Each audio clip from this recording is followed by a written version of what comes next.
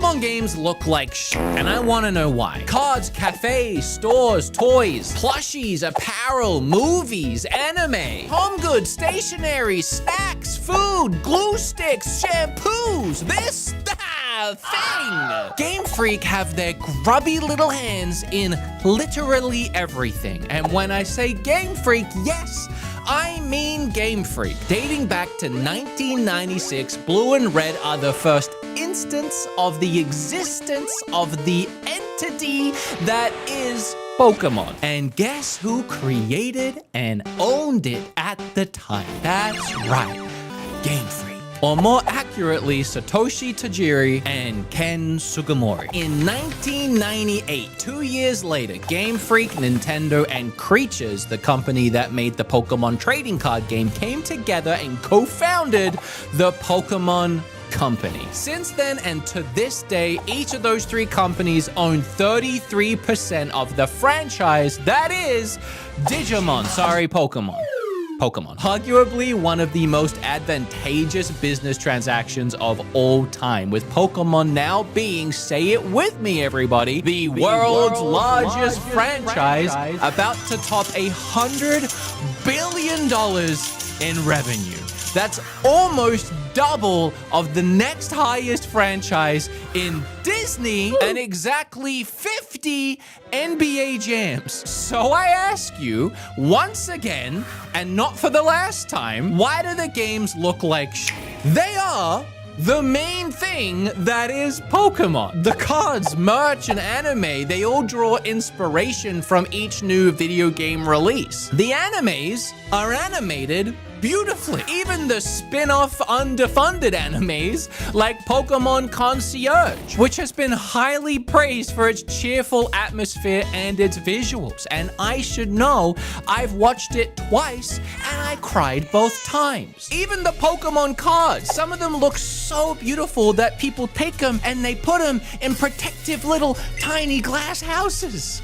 And it's funny because those same people, when you mention how bad the games look, will start throwing stones in those same tiny glass houses. So can we have an honest conversation about why everything else Pokemon branded is of such high quality and production, but the video games are a laughingstock outside of the Pokemon fandom community? Yeah, pause. I'm gonna stop you right there, buddy. This video is sponsored by Nixie, and if you can believe it, I've been looking at Switch accessories for almost a decade, and these joypads are easily some of the best third-party accessory for the Switch that I think I've ever seen. I was immediately blown away by the quality of all their products, both in the way they shipped them to me that had really nice packaging. They sent me pretty much their whole product range, including this GameCube-inspired keyboard. You can clearly tell this company cares a lot about the way their buttons feel and sound across all their products. 22 different RGB lighting modes, and I found some user-created modes in the app. The keys are hot swappable, and this little dot matrix screen up here, you can program it so easily. I threw the U Joy-Cons from my logo on mine. Moving on from there, they also do a wireless controller. This thing feels like an Xbox Elite controller, but you can use it on the Switch and PC and Android and iOS. You know, sometimes like button layouts can get confusing, like Xbox and Switch, they look different. Well, guess what? You pop off the faceplate, you can just move those suckers around wherever you want. So that thing is awesome. And then we take a look at the Hyperion 2 wireless joypads. They have such a nice ergonomic design that makes it really comfortable to hold. You have programmable back buttons, Hall effect sticks for zero drift. All of those clicks are so satisfying and addictive and crisp. I can't get enough of them. They have 6-axis gyro motion sensing. They also have removable faceplates. These RGB lights are so easy to change. This one, you just press one button and then you can scroll along to change the colors. This is a hell of a way to spruce up your Switch 1 if you plan to keep playing it. There'll be a link down below for Nixie and all these products. Go check them out. Thank you, Nixie, for sponsoring, and thank you guys for supporting my sponsors when I have them. Okay, yeah, you keep talking. What is it? Pokemon sucks? Man, this guy doesn't shut up. You know, I heard he skipped all the story in Arceus. Personally, I'm excited for the new game. They brought back Tepig. Pokemon fans will give you 100 excuses when you bring this up about how as long as the games are fun, yeah, the visuals don't matter. Yeah, I mean, that is inherently true. I mean, look at Witcher 3, the Switch version. That is and always has been Nintendo's own mentality. You know, as long as the game is fun, doesn't matter what it looks like. But how long are we going to use that Nintendo expression to excuse poor game development? Pokemon Legends Z. Oh, don't you leave that comment. Oh, but Game Freak are doing their bestest westest. And the game, it's not even out yet. Yeah, I know. I'm sure that impression of you definitely prevented the comment you were about to leave. It's not just about ZNA. It's about Game Freak's approach to video game development since they made the switch to the Switch. So we have a lot to look at. And in the words of Ash Ketchum himself, you can't undo what's already been done, but you can face up to it. That's an actual quote. See, I did research. You didn't believe me. I gotta get ahead of this a little bit because I have talked about Pokemon graphics a bunch here on this channel, on my podcast, and whenever I bring it up, people often say the same things. And one of them is, he's not a true Pokemon fan. He skipped all the dialogue in Arceus, so you can't take his opinion seriously. I'm not sure how skipping this very bloated story correlates to my eyes functioning, but it seems worth it to try and get ahead of this, so I'm gonna let you know now, I am actually a Pokemon fan. I'm not super hardcore, like I haven't made it my whole identity. I don't have a tattoo, I don't own a Lucario fursuit that I wear on weekends. Look, I wish I had both of those things. One of my first games was Red. Who could forget playing Gold as a kid? And so many others. In fact, I've played pretty much every mainline Pokemon game. Never played Black and White, because it was just that age where I was falling out of Pokemon before I decided to fall back in. And at this point now, I'm just waiting for a Black and White remake because everybody says it's the best one. The first time I went to Japan, half the stuff I brought back was Pokemon merchandise. We even made sure to get a reservation at the Pokemon Cafe, and let me tell you, when Chef Pikachu came waddling out to ask me if I liked the meal he cooked, I almost wept like a baby. It was so wholesome. What I'm trying to say is I do love Pokemon. But if you were to put a gun to my head and ask me to name a single character in any Pokemon game outside of Professor Oak and my mom, you may as well pull the trigger. You think when I was a kid playing Red for the first time, I gave 2 squirts a piss about the story? No, I was too busy gambling on slots for a Polygon and riding up and down this one shoreline because I wanted 100 Master Balls. Hell, while I was scripting this video, Kim sent me a text saying she just woke up from a nap dreaming about an old Pokemon toy she had where the Mewtwo had tits. We're locked in on Pokemon. Why does it have tits? I'm making this video because I do care. Because 25 million people is a lot of people to buy a video game. But a lot more people bought games like Breath of the Wild and Animal Crossing. And Zelda isn't even in that Wikipedia list of top grossing franchises, which means, yes, it's below NBA Jam. And remember when Breath of the Wild came out and no one would shut up about it, how it was a new, breathtaking, innovative, jaw-dropping, inspiring new video game? Don't we want that from something like Pokemon? I feel like these games always get a pass because they manage to sell so much, but it should be higher, shouldn't it? We as fans, do we not want the Breath of the Wild of Pokemon? Or are we content with the... Okay, this guy's making some incredible points, and he has me completely sold, but I actually just watched his last podcast episode where he said some of this stuff in the episode. One of the top comments was, the games only make up 10% of Pokemon's total revenue, which... fan of the podcast, and I love him. I love that they left this comment because it also allowed me to get ahead of this one because what the piss? 10% of $100 billion, by the way, is still around $10 to $15 billion just for the video games, which is a whole Grand Theft Auto franchise. And I would just like to remind you, again, something I've already said, the merch, the anime, the new cards, all of the new merch, those come from the video games. So if the video games currently are only making 10% of the revenue, imagine if we made the video games, good. That would then trickle down to all the new merch, plushies, and all of that, and boost those revenue and sales even more. I guess I just don't understand the argument that the Pokemon company makes too much money to try or bother with the video games anymore, when the video games are still making more money than 99% of the rest of the gaming industry. All right. Anyway, back to this chump. Let me get to the point. I know Pokemon fans hate when other Pokemon fans complain about how the Pokemon games look. And if you try complaining this time around about how Pokemon Z and A look, they'll say, but it looks so much better than Scarlet and Violet. And well, yeah, but that's a really low bar. And Game Freak are the ones that set that bar. This game isn't anywhere near the industry standard and looks worse than anything else Nintendo is doing, which is already being scrutinized for being behind the times. Saying that this is better than the previous amounts of terrible is like going to your job every day and just intentionally being the worst you could be, just messing everything up, the worst employee this company has, but then like a year later, you actually start trying and you do a little bit better and expect to be praised for being slightly less shit.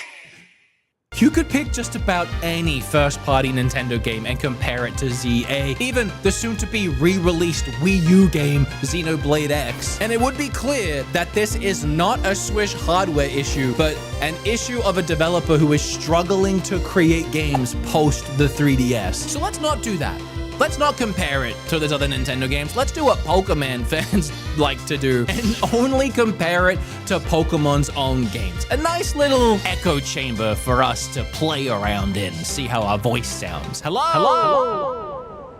We saw in Scarlet and Violet that Game Freak struggles to create competent game worlds that aren't full of glitches, bugs, and low-resolution textures, terrible frame rates, and assets stuck together with spaghetti and crazy glue. You just blink at this game wrong and you'll be falling through the floor. But I think the biggest offender here is that resolution. At the time, fans said, well, at least it looks better than Sword and Shield. However, comparing Scarlet and Violet to the Pokemon ZA trailer, the new game does look a lot better at first glance. Now, I want to say to Game Freak's credit, looking back at their other Pokemon reveal trailers, all these trailers seem to be rendered within the game. They hide absolutely nothing about the way that their games look and play. So that gives us a very good, trustworthy bar that Pokemon Z and A is an in-game rendered trailer running on the hardware. And if this is true, I will say they've done a fantastic job at fixing resolutions and draw distances. All those jagged edges are completely gone. And I think that's why people look at these two images and think that this new one is so much better. But how did they do that? I think it's pretty clear if you really look at this, specifically the buildings, a way they managed to bring down those jagged edges is by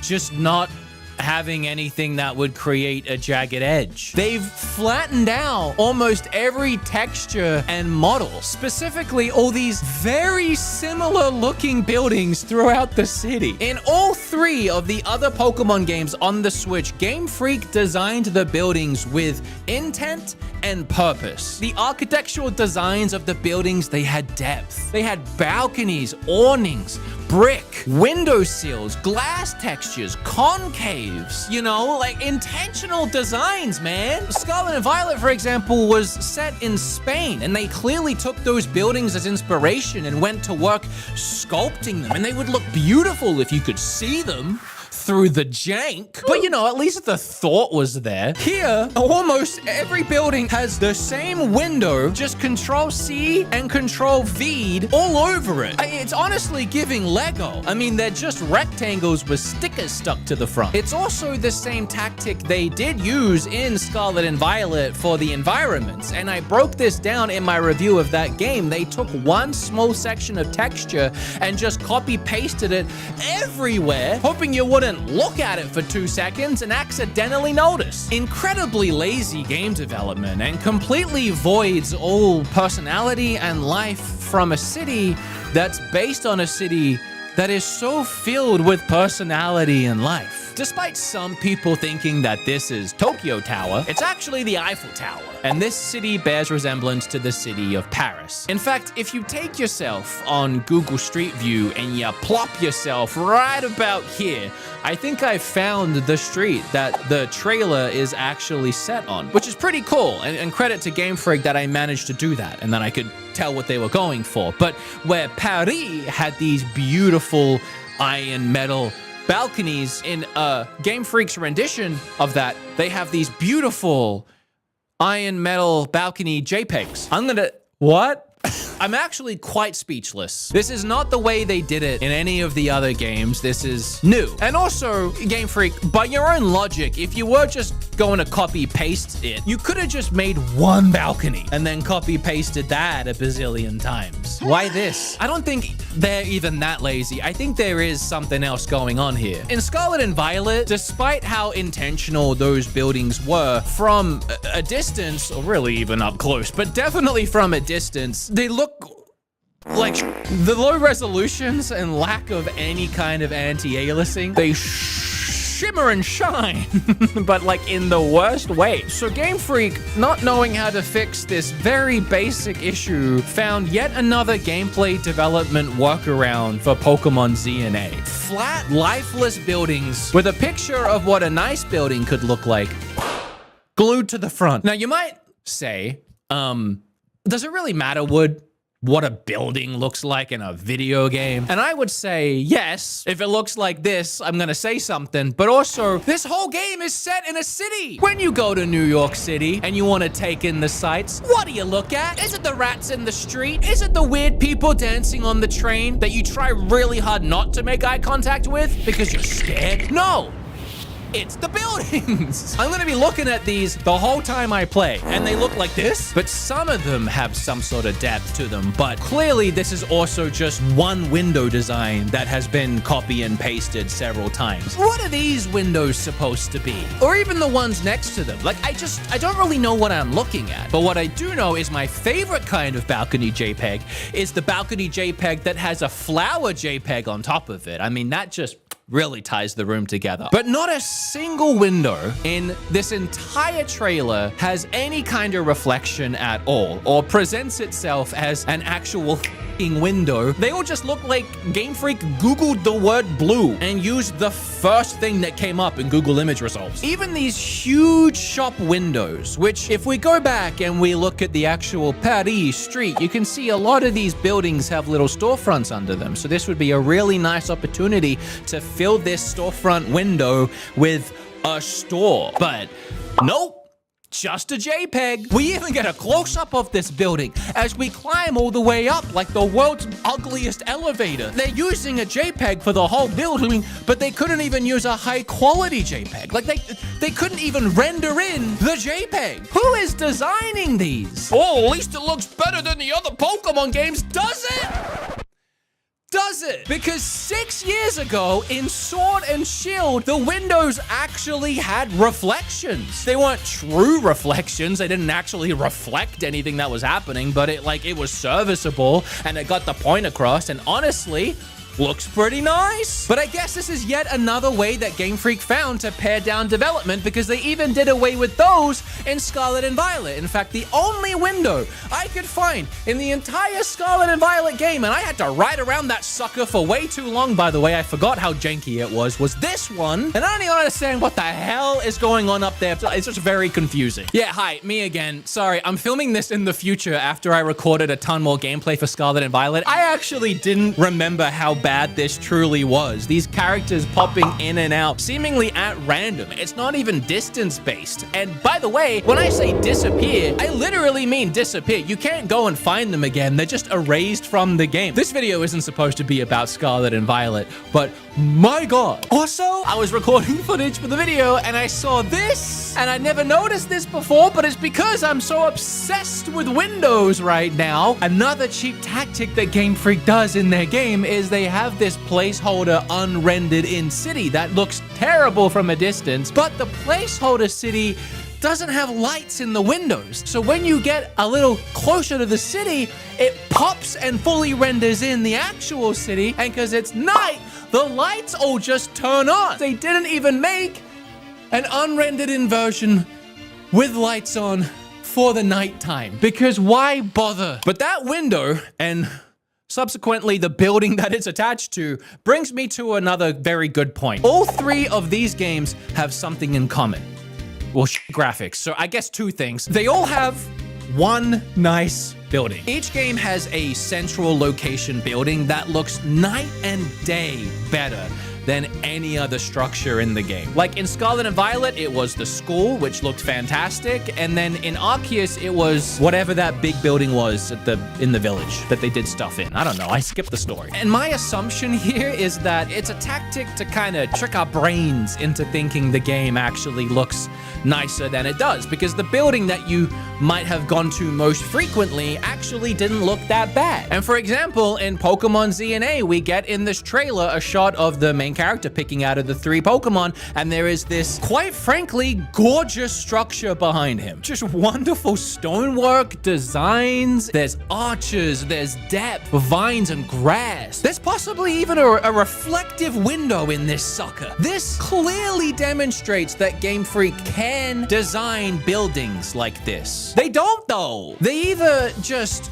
I guess, don't care about the rest of the game, or maybe they don't have the time, maybe they're being rushed, or maybe it's all of these extra designs and details just makes the game look a little worse because it's more things to render. I mean, God forbid we render in a JPEG of a building, let alone an actual building. They don't want to bog the game down with anything that might hurt the overall presentation. A great example here of what I'm looking for, bare minimum, from these games is to look at Scarlet and Violet again, but in 4K. The low resolution of this game on the Switch is not the Switch's fault. These games are very basic. It's just that Game Freak doesn't know how to optimize or build a 3D world. That's not a controversial thing to say. We've seen it countless times in other games on the console, and I know the console can't do 4K, but this is what the game looks like when you fix the resolution.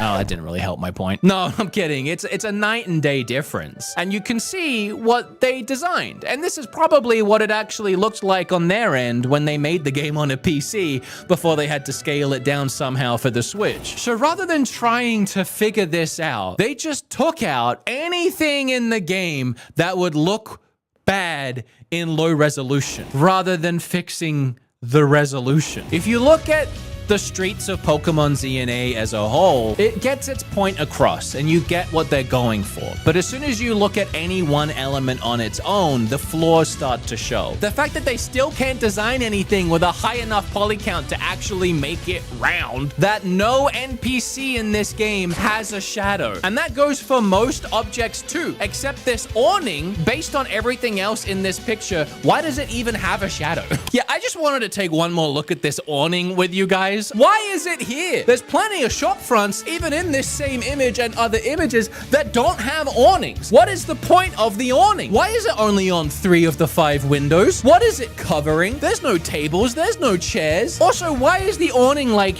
half a millimeter thick? One gust of wind and that sucker's gone. When Sword and Shield revealed and I had an issue with the trees, I became the tree guy for a minute. Everyone was like, what is the problem with the trees? Who cares about the trees? I feel like this time I'm going to be the window guy or the awning guy, crashing out over windows and an awning. And once again, it does seem like NPCs are incapable of moving around the game world. They just stand there lifelessly. I mean, this was the case in Pokemon Arceus as well. Even 60 hours into my playthrough, this old lady is still sweeping that one spot. I'm sorry, honey. If it ain't clean now, it probably ain't gonna be. In Scarlet and Violet, there were some characters that had animations, like a little jig, and it looks like all those have been stripped out. And then there were even a few NPCs that would walk around. But due to the game having absolutely terrible draw distances and crazy pop in and pop out, those characters would disappear and reappear like ghosts. And Game Freak, rather than try and figure out how to not have that happen, decided to glue their feet to the ground tighter than they glued the JPEGs to the buildings. Of course, that one is an assumption because they haven't played the full game. Maybe they do move around. A lot of this is based on just the trailer, and I feel like some people are going to say, well, you haven't even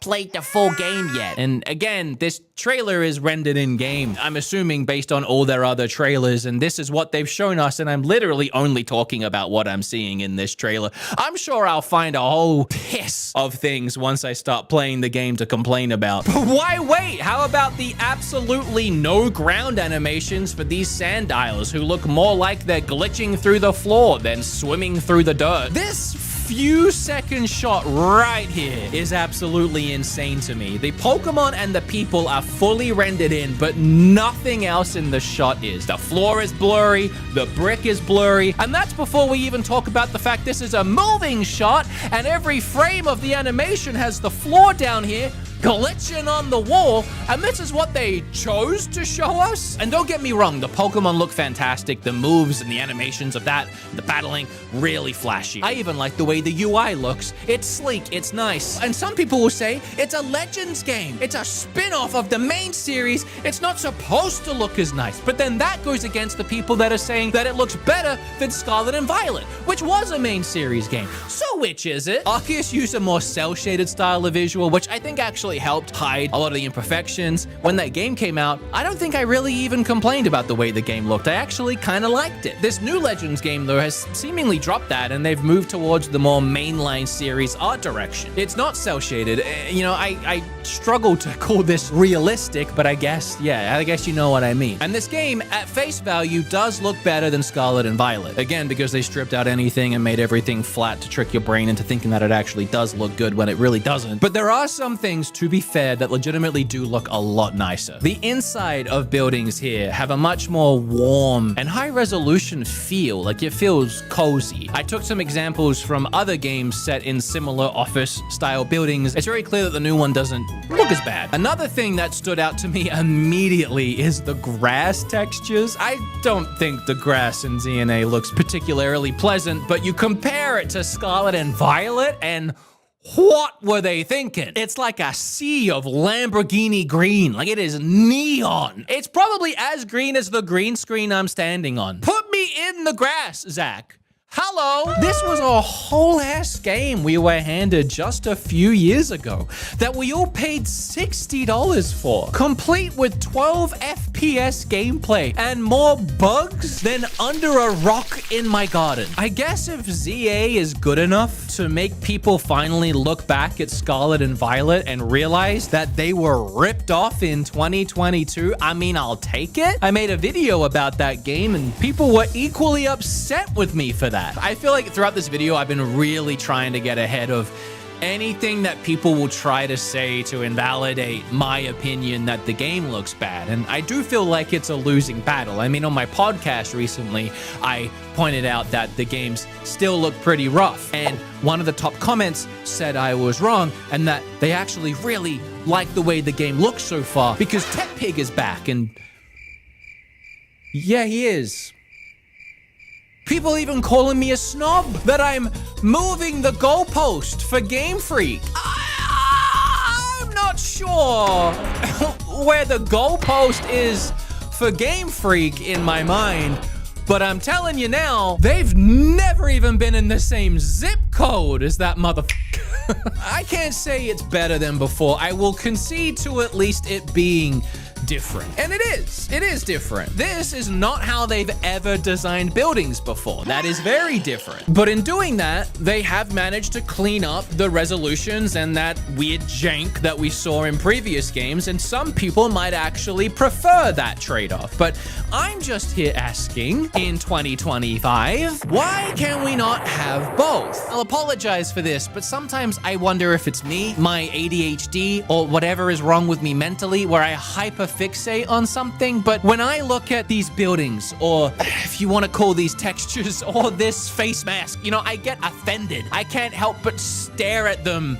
the whole time, and they're just preventing me from being able to fully immerse myself in the experience and feel like that 10-year-old boy that would just want to go around catching Pokemon and ignoring everything the adults are saying, which I still do even now in real life. I ignore everything people are. That's probably the it's ADHD. Ultimately, if the game is fun, I agree the game is fun, but I can't help but feel gaslit that this is acceptable game development from Game Freak at this point, there is no reason for their games not to be in a better place. Not to be in the same or better place than games like Mario, Zelda, Pikmin, Xenoblade, or any other Nintendo IP. Stubbornness. It has to be. It's focusing in on that tight release window. Since despite the games being the main source of fandom, the merchandise is where the real money is. It honestly, it feels like we're being taken advantage of. It offends me. Does it not offend you?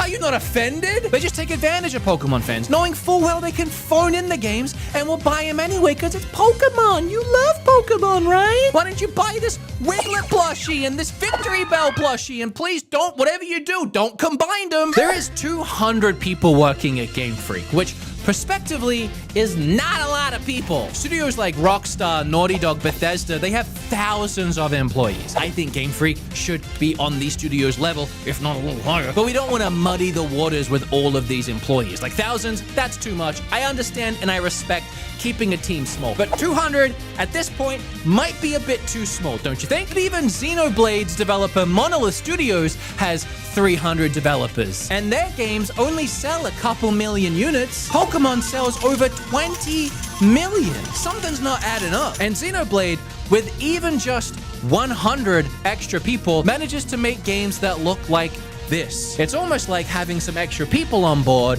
helped. And it's not just beautiful visuals that the Xenoblade team are putting together either. It's crazy over-the-top animated cutscenes and full voice acting. Breath of the Wild also had a 300-person team, and it took them 4 years to make that game. Mario Odyssey had 360 people that took them 3 years to make that game. Game Freak is understaffed, but they are in no way underfunded. I want to touch on something I said earlier, and that's that people always say, well, the games still sell. And yes, they still sell. They're one of the best-selling game franchises of all time. But when you look at the franchise prospectively and how many millions, if not a billion people love the property and the franchise that is Pokemon, why aren't more people buying the games? Yeah, 20 million's a lot. So's 40 million. So's 50.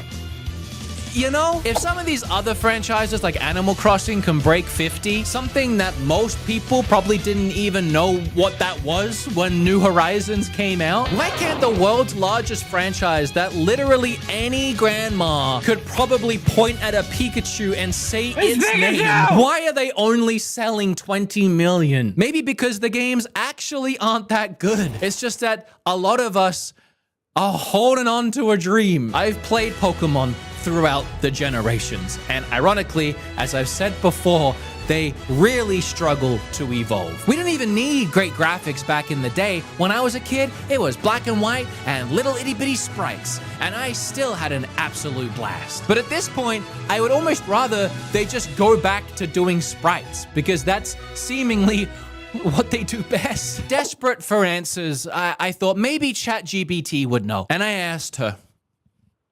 And the answer she gave me was so painfully, abundantly obvious that it was staring me straight in the face the whole time, and I just couldn't see it. This is what ChatGPT said. Pokemon sells regardless of quality. Even when Pokemon games launch with issues, they still break record sales. Game Freak may not feel the need to expand drastically if their current model continues to be profitable. Scarlet and Violet sold over 22 million copies despite performance issues, so the financial incentive to increase staff significantly isn't there. She then goes on to say, could Game Freak expand? Yes, they could hire more developers to improve technical quality, but their collaborative approach, fast turnaround, and cost efficiency seem to be priorities over AAA scale productions. Unless Pokemon fans stop buying the games, Game Freak probably won't feel pressured to grow too much. And she's right. I'm gonna buy the new game because I'm a giant hypocrite and I'm not part of the problem. I am the problem, but at least I can accept it. You know, I guess I could have just asked ChatGPT that to begin with and saved days of time writing this script. But I'm gonna ask ChatGPT to end this video and I'm gonna present it the way they wrote it. Plagiarism. Is it? At the end of the day, Pokemon games may always look a little rough around the edges. But hey, as long as they keep selling like rare candies on the black market, Game Freak have no reason to change. So until the day that Pikachu's cheeks has RTX lighting and a wild Bidoof doesn't drop to 5 FPS, we'll just have to accept that the Pokemon franchise is the biggest in the world, running off of nostalgia and a dream. Thanks for watching. Don't forget to like, comment, and subscribe. And let me know in the comments what's the worst looking Pokemon moment that you've seen. I'll catch you in the next one. Wow, that was actually pretty good. It's almost like I should be scared that my job is in jeopardy. Oh well.